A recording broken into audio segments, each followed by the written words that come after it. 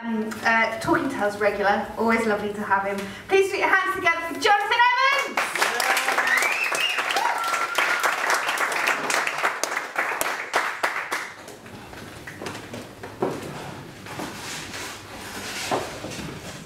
Right, this one's called Schrodinger's Underpants.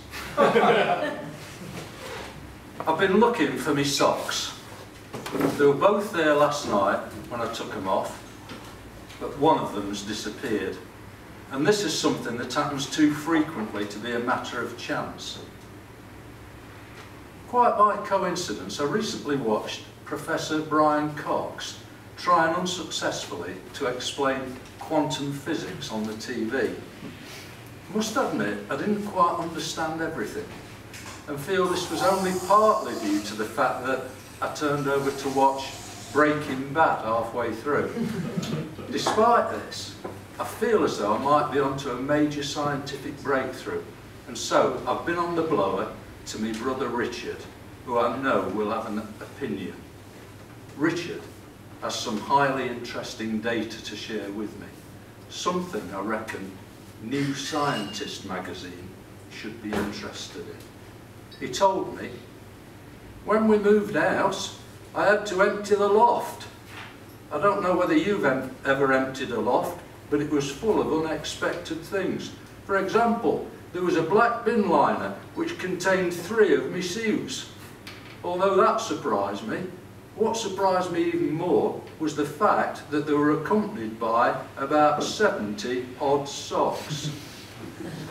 This really got me thinking, and I began considering Schrodinger's cat. Now, please bear with me for a minute while I try and explain.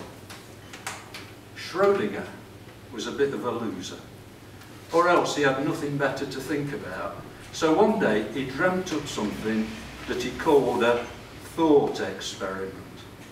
In it, he placed a cat alongside a Geiger counter and a small bit of radioactive material. The setup was that the radioactive stuff had a 50% chance of releasing an atomic particle within an hour.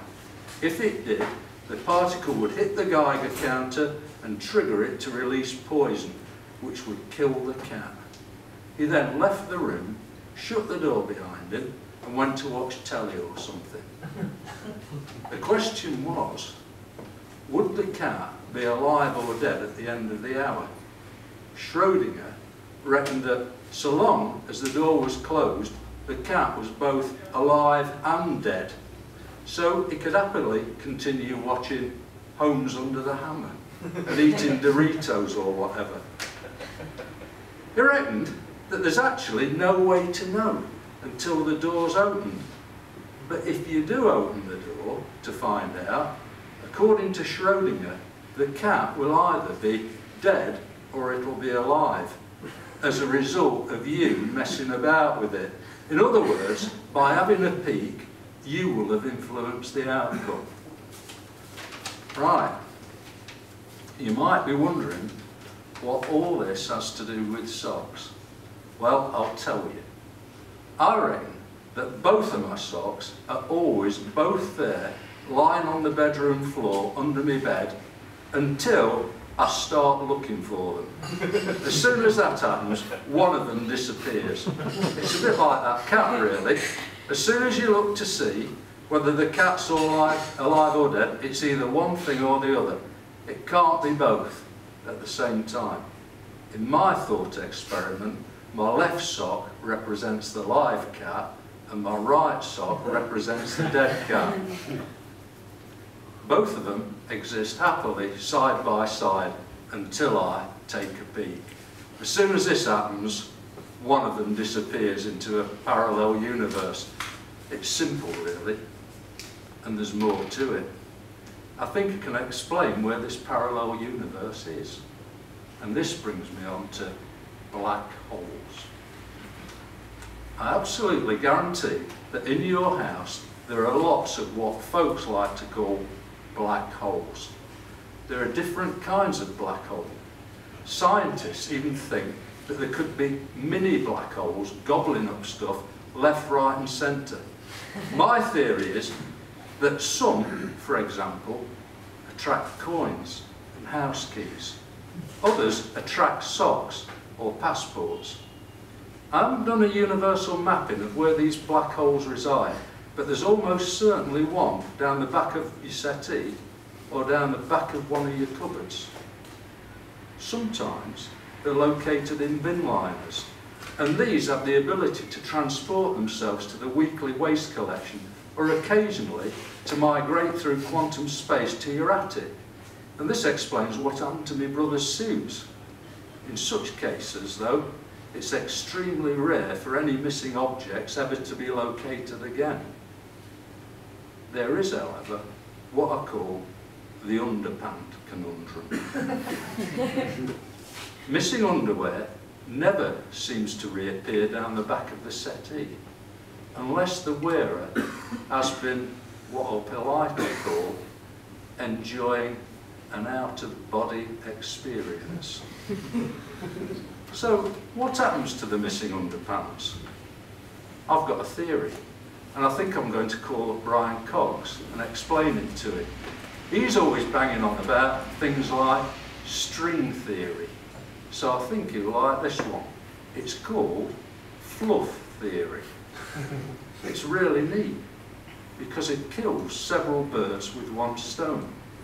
It explains where missing underpants go to, and also where that blue fluff that mysteriously appears in your belly button comes from. In my theory, on random occasions, underpants undergo a quantum change in their energy state. I'm not sure why this occurs, but it may be related to the condition of the underpants in the first place. For example, how long they've been worn and the intervals between them having been washed. The condition of the wearer is also an important variable. My studies suggest that the underpants are more likely to disappear if the wearer is under the influence of drink and/or drugs. According to my theory, once the underpants achieve a high quantum energy level, the atomic and subatomic particles of which they're composed begin to disaggregate. And there's a statistically high probability that when they reassemble, they take the form of blue fluff, which for reasons I can't yet explain, are highly attracted to people's belly buttons. Now, I know, whenever a new theory is proposed, there are always doubting Thomases. Where, they ask, is the evidence? Well, I've got some evidence. And it's partly based on the almost universal acceptance of the existence of blue belly fluff, but also on the observation of my mate Jacko's underpants when we were at university. Now Jacko only had one pair of Y fronts, and they very rarely got cleaned. In fact, I have a rather horrific memory of seeing him sporting them one evening, and when he turned around, there was a circular hole in the rear, surrounded by scorch marks. Jacko maintained this was a result of having washed his underpants and then hanging them out to dry too close to an electric fire. He was so proud of them, he actually called them his O-backs. I must admit that I found his tale implausible on several counts, not least the washing reference, and therefore I subscribe to the view that his underpants had attained a level of quantum energy such that parts of them were unstable and that they were spontaneously migrating into another dimension. So, by the time you next see me, I'll almost certainly have been awarded something like the Nobel Prize for my groundbreaking research. But in the meantime, just to keep me going, I'm working on a couple of new projects, including a pamphlet on how to build your own atom bomb, which I hope to be presenting to you soon.